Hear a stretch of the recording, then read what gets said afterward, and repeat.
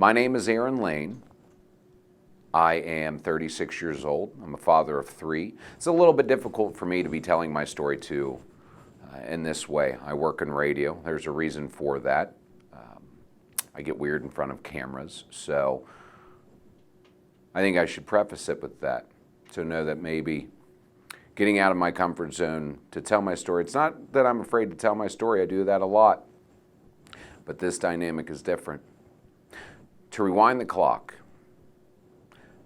I'm a middle child. I have two brothers. Grew up in College Hill, which is a suburb of Cincinnati. I have parents like most people do, but they got divorced when I was about 12 years old. Everybody knows this is the addiction series, so obviously at one point in time I was an addict, not like the Passages Malibu addict type. I still consider myself one. I'm just in recovery. I've been clean and sober since 2016. I believe that everything that's happened up to this point has shaped the man that I am today. You know, on a daily basis we hear tragic stories, and I don't want to be a tragedy. I want to be able to help someone and let them know that if I can do this, then so can you. I'm a father of three. I have three girls, Stella, Maggie, and Lily. They saved my life, and I say it like that because it's true. Childhood, to me, to tell a story is not nearly as important as when things started to get bad, because truth of the matter is, it's not a problem until it is. I got married on December 31st of 2004. On that day, I had to take a Xanax because I was so anxious to marry the person I was. I didn't know if that was the right thing for me to be doing. I remember sweating profusely on the stage. I remember, that's pretty much, I remember maybe the first dance, but I remember I have always needed some type of drug to take the edge off when I've gotten worried or if I was afraid of something. I've always dealt with that. And I make that the beginning of this as a pinnacle moment in my life, because everything really went downhill after I got married. Not because of the individual, not because of the woman that I was married to, but because of me and how I've always dealt with stress. I've never dealt with stress well. Even today, being clean and sober for a couple of years, I still get this feeling that just overwhelms me, and my heart races and my hands sweat and I get anxious and my face gets red. And my thoughts are going 1,000 miles an hour. The difference today is that I don't put a drug in my body in order to get through it. I just have to deal with it. My life wasn't always like that. As I said, I would, whenever I'd get those feelings, I'd put a substance on top of it. When I would deal with the pain of loss of somebody, I would drink or use. If I had a tough day at work, I would have a beer. Those things really are kind of normal in a lot of ways. But they're normal until they're not, right? As I said, I'm a father of three. That's what this is about for me, is to connect with somebody that has children, another father, another mother that has lost themselves in the bottle or a needle, and they know that they never thought that they were going to get to that point. Nobody grows up thinking they're going to be an addict. I'm sure you've heard that before. But I'm here to tell you that that is exactly the case with all of this. I never thought it would ever get as bad as it did. I used to think that the defining moment of why I became an addict was because that my parents got divorced and I felt responsible.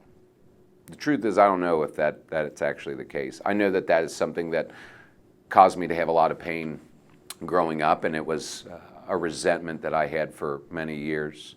I knew that I was resentful at my stepdad for a very long time because at one point in time, he was my football coach, and I felt as though he ruined my relation, my parents' marriage. I believed that. I believed I was resentful towards my mom for a long time because she allowed it to happen. I was resentful at my dad for not being there more, or they wouldn't have even had that to begin with.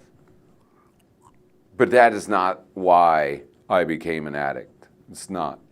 I became an addict because I always liked the way drugs made me feel. I liked the way that weed made me feel. I liked the way that alcohol made me feel. It made me feel superhuman. It made me feel as though the pain of life or the frustrations were non-existent. It's always made me feel like that. That's one of the hardest things today, being in recovery, is that reminder, as I talked about before, is, I have to deal with life on life's terms today. I'm grateful that I get the opportunity to do that, but for a long time I didn't. And the way that we typically tell stories is that we rewind the clock as far back and process and unpack things. And I've done that a lot. And now my belief is that while I believe those things have shaped it, most people can go through the same thing that I went through and never do what I did, never put a needle in their arm. People they get raised in broken homes. They get, they're heartbroken. They, much worse situations than I've ever been in. So what does that tell you?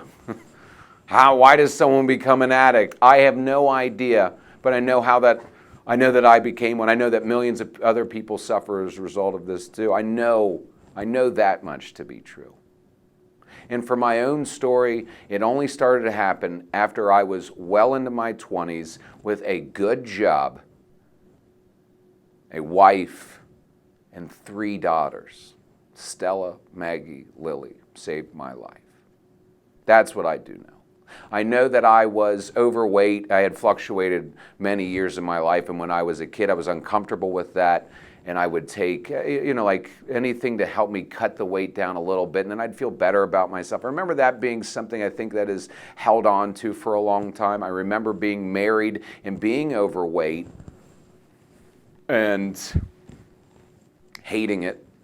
I remember having this, I've always had a vanity issue. Ask the woman that I am dating today, she'll tell you. Ask anybody that knows me. I look at myself in the mirror 1,000 times. I always want to make sure that I look okay.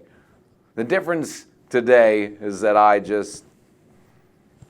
try and love myself for who I am. I didn't love myself for a long time. It's wild. That's the thing that unpacks in all of this, is I didn't. And I'm going to jump around a lot because I'm so ADD, but I'm sure a lot of you are too. I'm sure a lot of people that are watching this probably are like, I have no idea what this guy is saying yet.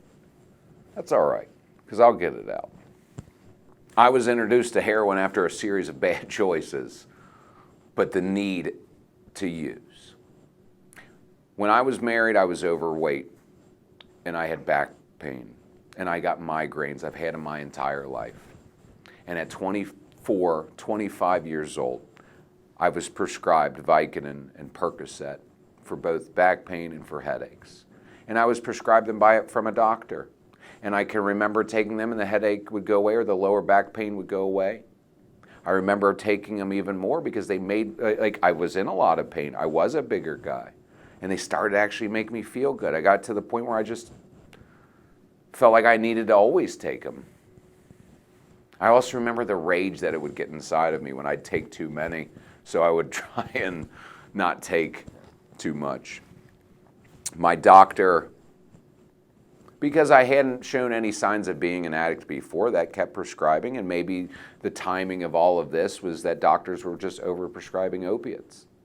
That's not for me to figure out. The reality is I got hooked through my prescription drugs. That's how I got really hooked.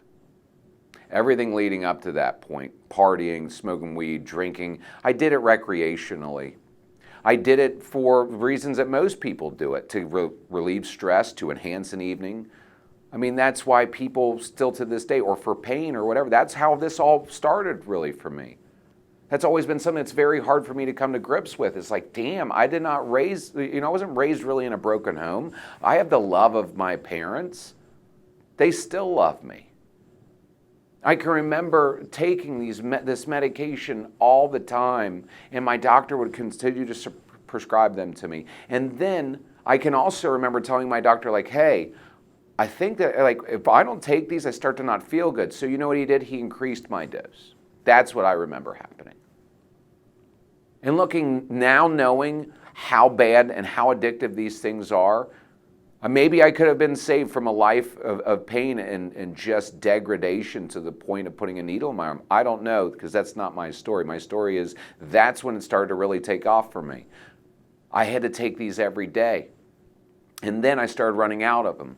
Even that higher dose that doctor gave me, I started running out. So then I started going on the streets to get them, or I was figuring out ways to get more from, another. I mean, it's all of that. It's all the same stuff you hear, but that's when it started. My doctor wouldn't give them to me. My doctor, in a lot of ways, cut me off. I think it was an insurance thing, or maybe he was like, "You've taken too many of these." And I can remember at the time almost manufacturing pain, so maybe I realized that I had drug-seeking behavior, but he never told me that maybe you're an addict. I just remember that they stopped coming. So then I started going on the streets to get them because they were available. I would go to work every single day, and I would be preoccupied with getting more painkillers. I couldn't even make a sale without having some type of buzz. I couldn't do anything. I couldn't be a dad. I couldn't be a husband without having some type of buzz every single day. It got to that point. At first, it started as just medication to help. That was the goal. And then it snowballed into something else that was beyond my control, way out of my control. And then on top of it, I started to get prescribed Adderall because I believe I started to get hazy, and I did convince my other doctor, that I needed them in order to do my job. So now I'm on both pain medication and Adderall, like a pharmaceutical speedball every single day.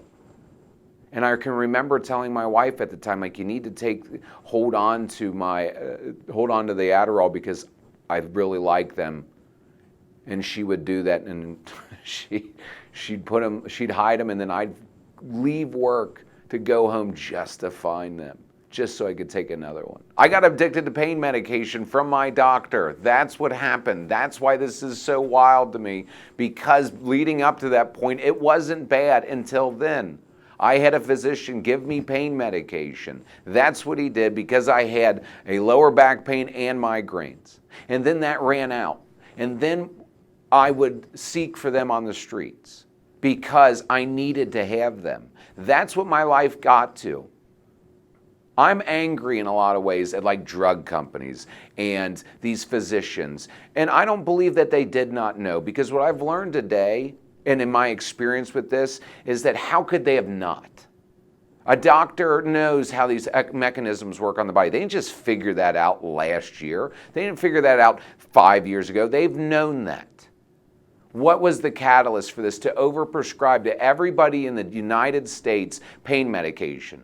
What was the catalyst? Money? Something? That's where I'm at with this. That's where I'm at today, is I'm actually angry. I want to talk about some story of anger and like what happened to me shouldn't have happened, like it shouldn't have happened to so many of us. I am tired of I'm tired of seeing tragic stories in the news. I'm tired of seeing people lose their life to something that shouldn't even be here to begin with. That millions and millions of people have been prescribed opiates like myself and like you and like your brothers and your sisters and everybody has. Or, Xanax or whatever. It's like we live in a culture now where that's just okay. What is the motivating factor? Is it evil? It seems really evil because people are dying constantly. I'm tired of seeing, I've almost lost my life to something. There are people who have died as a result of this. I'm tired of seeing that. It's the whole reason that I'm even doing this. I even want to have these conversations. Why do people have to die? People always do, right? People do. It just makes me so angry to think that it started like the same way for so many people in our country. In my age, from 30 to 50, this current group of people are dropping off like flies. Now we can't, even today in the news, they talked about how they just rounded up a whole bunch of doctors that are still prescribing opiates in insane amounts, like drug dealers. It's so aggravating to me. If I want this story to be about anything, like, look, anybody that knows me, and the people who don't know me, maybe I'll talk to you, but the people that know me as well, it's like, I got addicted to pain medication, it turned into heroin. Because of how it changes your brain. How addiction pervasively gets in there. How an opiate changes you so much that all you can think about is that drug. And it happens to so many people.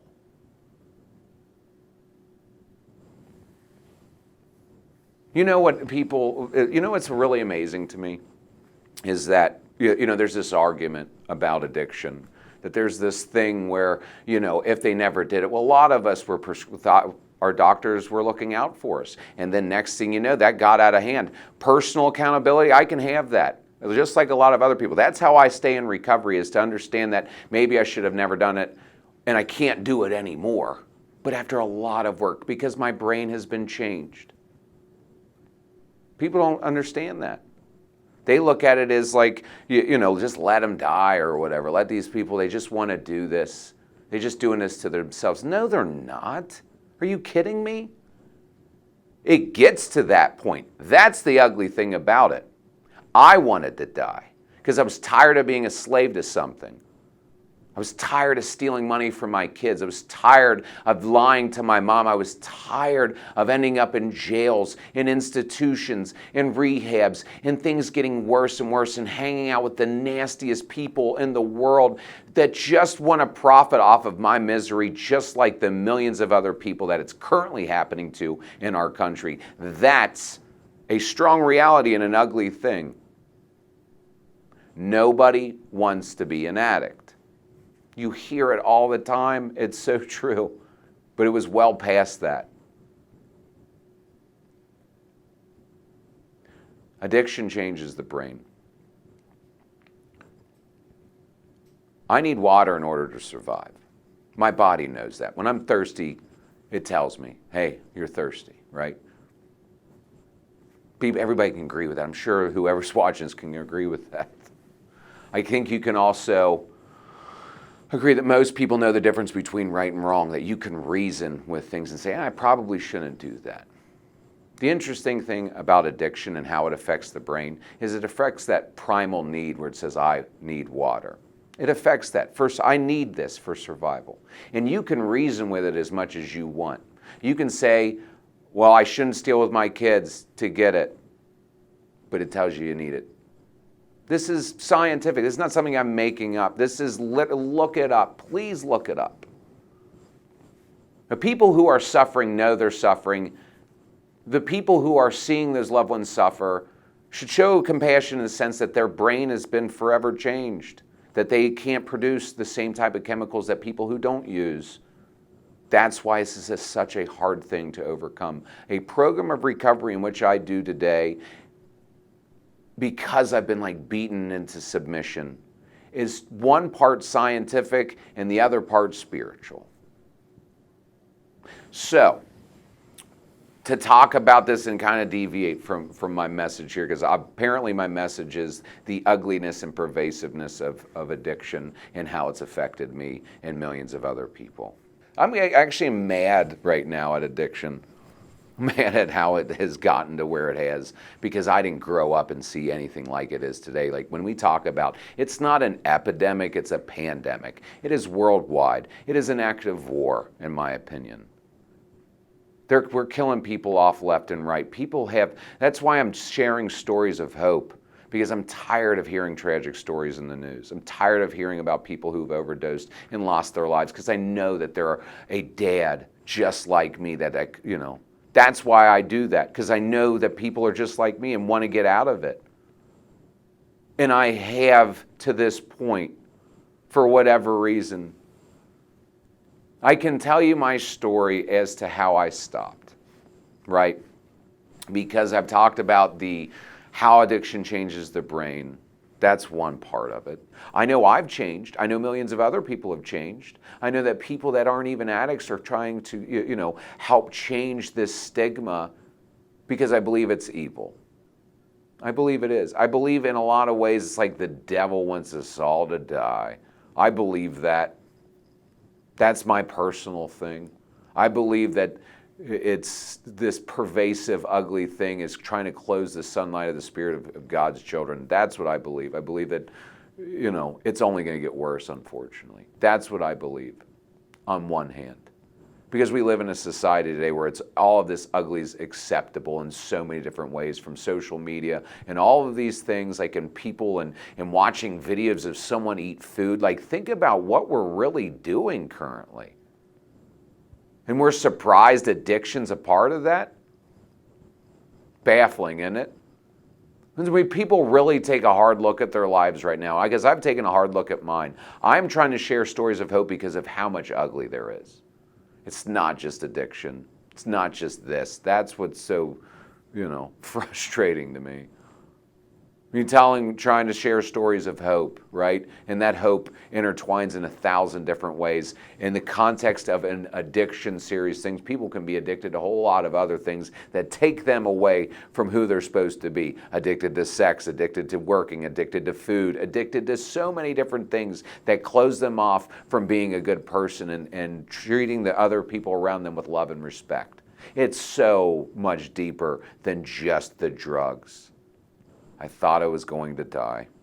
I remember, because of how bad that this got, on December 7th of 2016, because I couldn't stop using, because I was fully a slave to this ugly thing, that I was, my wife at the time wanted nothing to do with me. I was staying with my mom. My kids were coming over there, and on December 7th of 2016, I was going to get high. That's what I know, that I didn't think I was going to be able to stop. God had other plans for me. Hear a loud knock at the door. It's the police. I don't want to go, by the way. I didn't want to go to jail. I was going to get high. But obviously, God had a bigger plan that day. I hid in my mom's closet, under dirty clothes, hoping that they wouldn't find me so I could go get high. That's how bad this thing got for me. A father of 3 beautiful girls is hiding in the closet, hoping the police don't get him so he can get high. How insane does that sound? Because it is. They find me because that's what police will do. They knew I was there. I needed to atone for all of the damage and ugly, and God was trying to save my life, and I had no idea at the time that that's what was happening. But he did. I remember going down those stairs and looking at my mom in the eye, because she didn't even know that I was there, and how the look of disappointment and fear of who I had become and how worthless I had felt. I mean, like it was raining outside. I didn't have any shoes on. Like, I can look at all the goofy things that I have a very vivid memory of specific parts of my life, and that was a bad day. This woman's son, who she had raised to be a good man, is being dragged out by police in handcuffs, who was hiding in her closet so that think about how insane that really is. It's insane. This is so crazy stuff. This is what addiction does to people. Addiction will have you steal money from your kids. I had me steal money from mine. It would have me lie to my mom about the most, ridiculous things just to go get high. It will make you run from cops and steal their pepper spray. That's what I did. I can't even believe that I actually did that today with a clean and sober mind.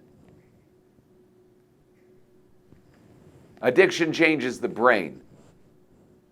The evilness component of this, it's debatable for some people. Look, I don't act like people that we are like everybody's godly. I don't even, assume that. But it's something.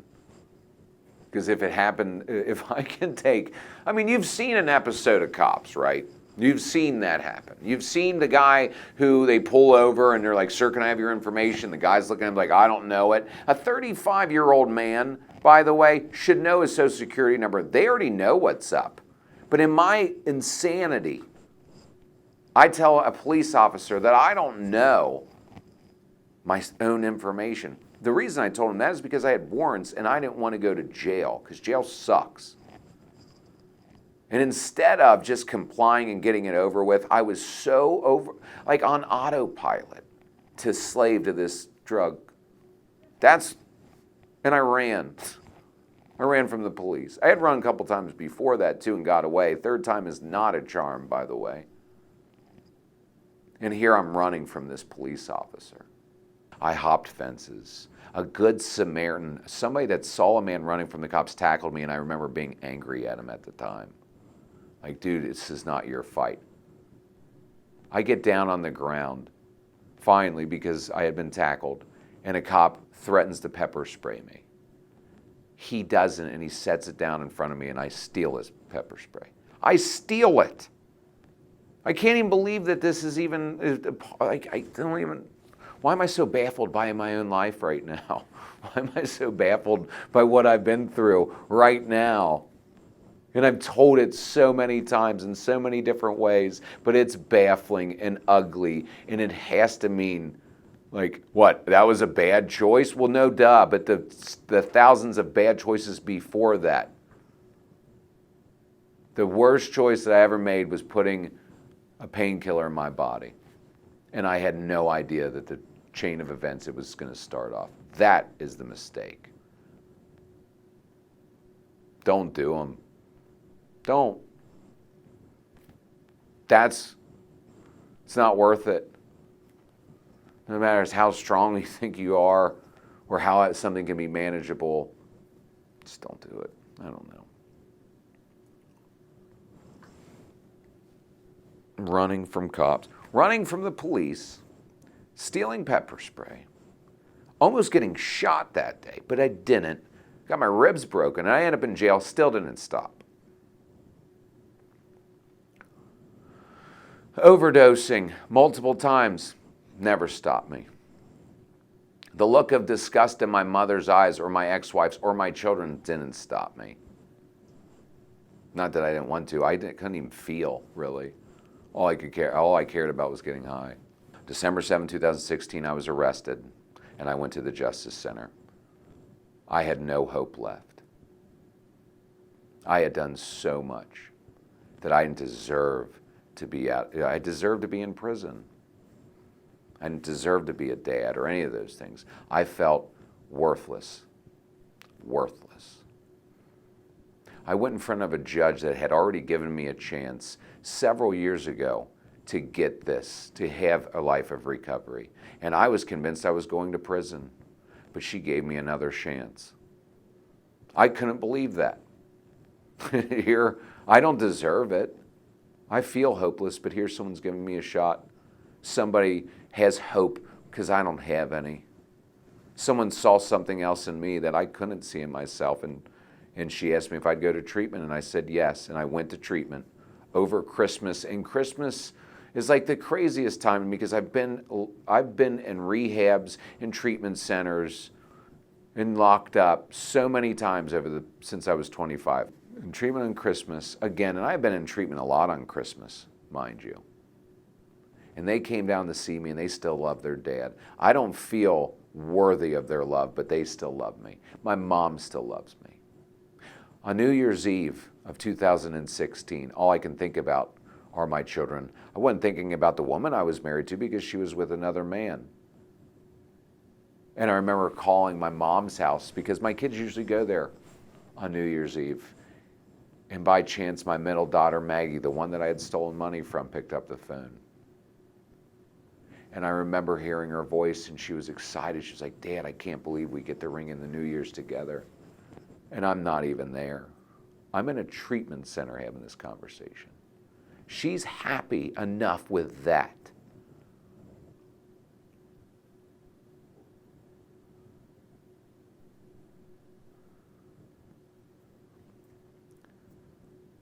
Here we go.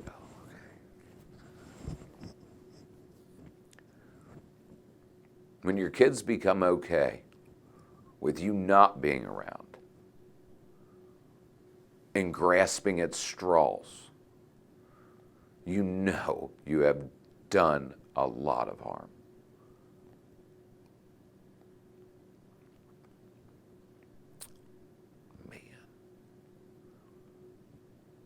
I missed out on so much as a result of this disease. I missed out on so much of it. And I don't ever want to miss out on anything again.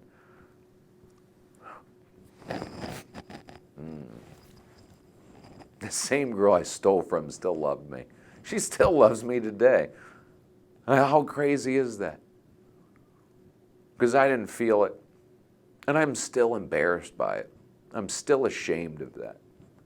But I have to live with that and know that the best that I can do today is be an honorable man and love my children through action and not just words.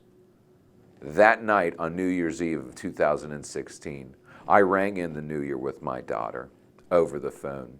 And I was embarrassed, but also I felt loved because I hadn't felt loved. And I felt as though it was so much bigger than me in that moment. And then New Year's Day rolls around. And New Year's Day is one of those where most people are, recuperating from the night before. I'm in a treatment center and everybody there is angry that they're there because they're used to partying. And I'm actually kind of okay because I got a chance to talk to my daughter and she still loves her dad.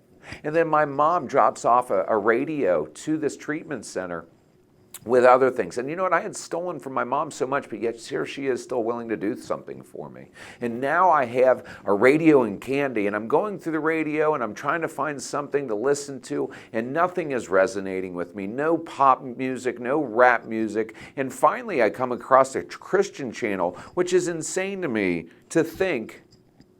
You know why it's insane? Because I had never listened to Christian music my entire life. I had always listened to something else. But something about it was making me feel good. Something about it made me feel forgiven or accepted or loved. The chains are broken, all of these different things, and it was like good in, good out. I remember waking up listening to that and going to bed listening to it because for once in my life, for a very long time, I felt better just through music alone. 5 days into it, a week into it. I'm doing this every day. 7 days, remember 7 days in, it's like, try our 30-day challenge. If your life doesn't improve, then you don't have to listen to us. I remember that because I thought I'm doing it anyway, and it is making my life better.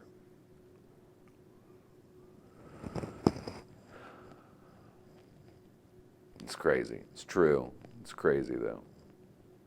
So I kept doing it. And at 30 days in, I remember I had to meet with the judge. The judge would do these, what do you call them, status courts. In status court, she checks your progress. You got to remember, a month ago, prior to that, I was hopeless. And that day, I remember meeting her, and she said, Mr. Laine, there's something different about you. And I said, well, I've been listening to Christian music. And she said, well, whatever it is, just keep doing what you're doing. And I have not heard that in a long time. And the reward within that moment for someone to tell me to keep doing what I'm doing as opposed to change, was the most beautiful thing. So I said, you know what, Your Honor, I will continue to do that. So I did. And another 15 days went by. Every day was good. Well, every day was better than the next. 45 full days into 2017, I had never felt so good in my life. But on that 45th day, things changed. I get a phone call in the office of that treatment center, and the wife that I had was filing for divorce. She had also told me that my brother killed himself. And the feeling of that in that moment was absolute despair because my marriage was falling apart.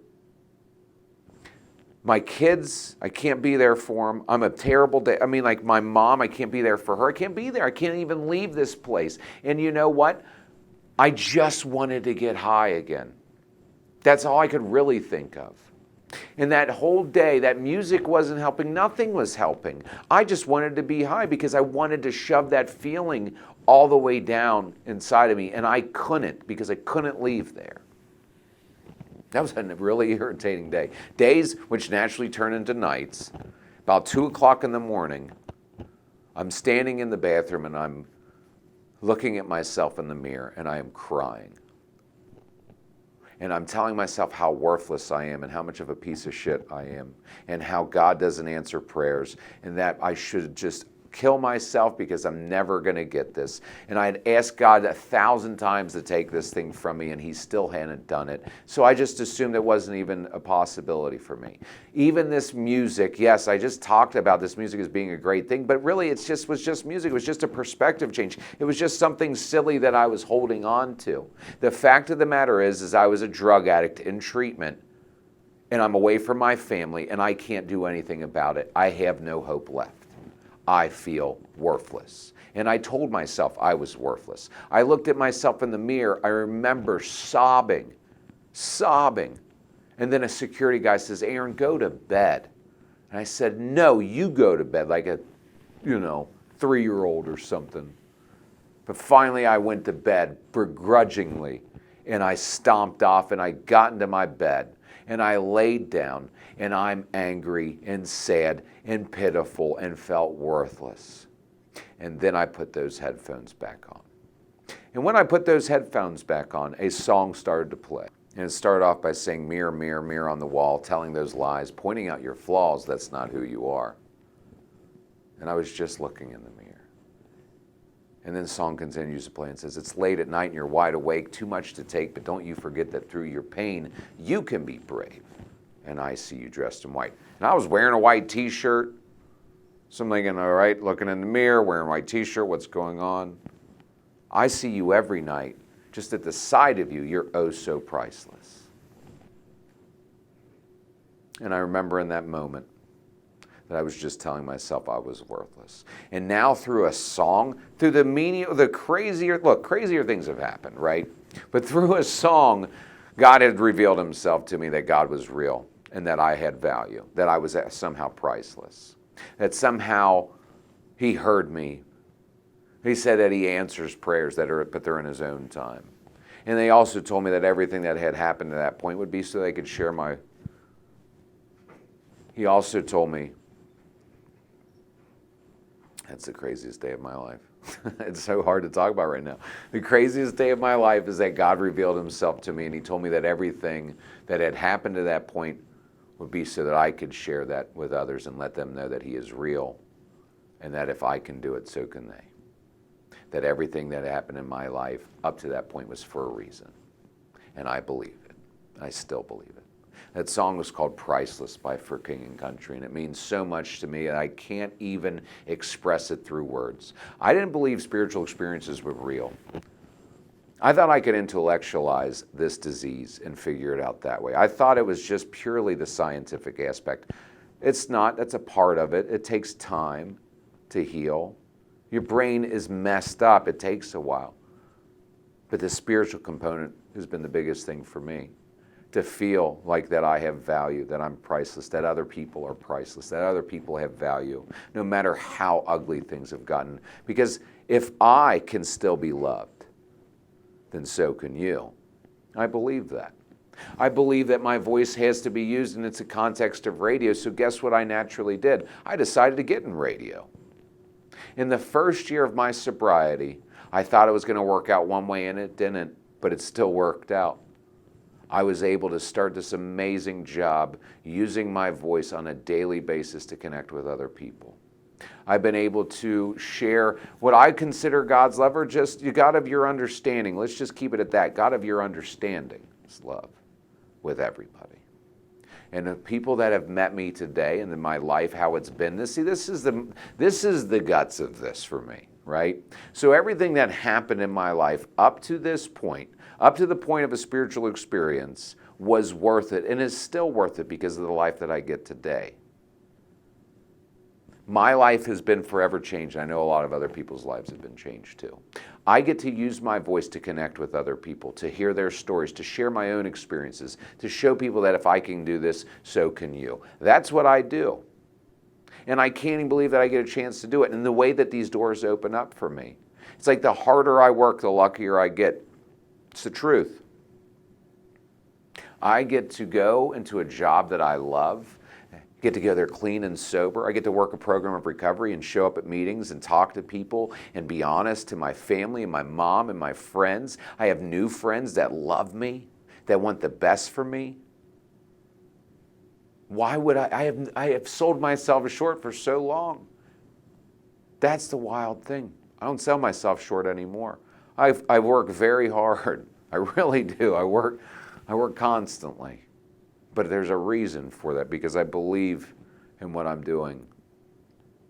I want to help people, and I want to help myself in the process, because it does. Because I know that if I can do it, then so can somebody else. I say that a lot. I also say do big things a lot, because guess what? This is way bigger than I am. And there's only one way to do it. It's just like to show up and to put your best foot forward. That's what I do every single day. You know, if somebody met me today, if you didn't know the walk that I've gone through, you would never believe that I had been addicted to fentanyl, heroin, methamphetamine. You would never know that. And I find it funny. I remember telling my employer about it. I remember telling, and they looking at me like I'm insane. What do you mean running from the cops? What, like, I've TP'd houses, but that, yes, those things have happened. But the cool thing is I don't have to run from that anymore. I don't have to run from the police, and I don't have to run from my problems. I don't have to do any of that. I have met a woman today, the most beautiful woman I have ever met in my entire life, and I've never had to lie to her. That is a miracle. I can't, sometimes it's, you know, I pride myself on that. I pride myself on, so, like, my life is amazing today. Your life can be amazing. It just takes this, you know, for me, it took a spiritual experience to make that happen. And I remind myself of it every day. The relationship with my children has grown by leaps and bounds so tremendously, I don't even know where to start. It's just unreal. They got their dad back. They actually have, you know what I do believe is that the person I am today is different than the person I used to be. By a long, I just believe that I'm a different person.